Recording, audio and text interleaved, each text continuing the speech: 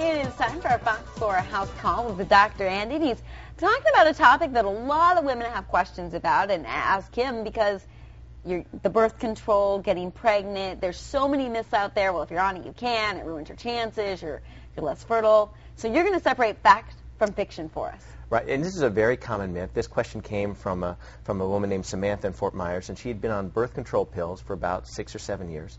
And now she and her husband are trying to get pregnant. And she was wondering if she had damaged her chances of getting pregnant by being on the pill for so long. And the bottom line up front is no. There's no damage to your fertility. There's no sign that we have no indication in any scientific literature that being on birth control pill or any hormonal birth control will do anything long term to damaging your chances of being able to get pregnant. And then there's always, they tell you that it's not 100% effective. Right. You always have to be careful. But then there's other people that say, well, I've been off of it for months and nothing's happening. And that's what happened to Samantha. She and her husband had been trying for about 2 or 3 months, and she was wondering, when do you get worried?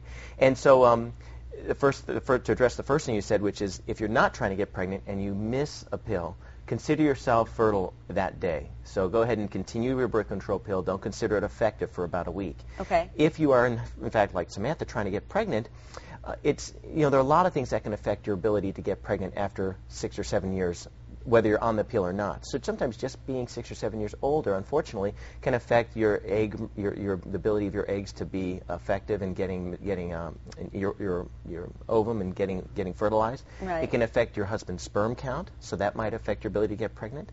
Another thing many women also often forget is if they had irregular periods beforehand, it's very likely that's going to return afterwards.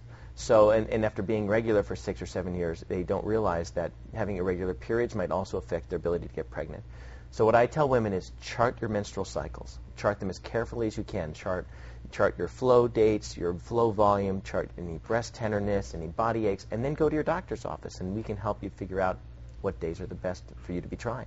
Really? You have to go back to keeping track of that old calendar. It's very important. It's very simple, and it's very important to keep track of the calendar.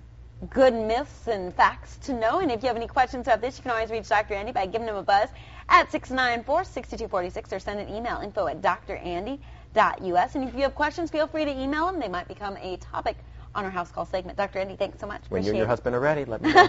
He's always teasing me. No, not. We're fine.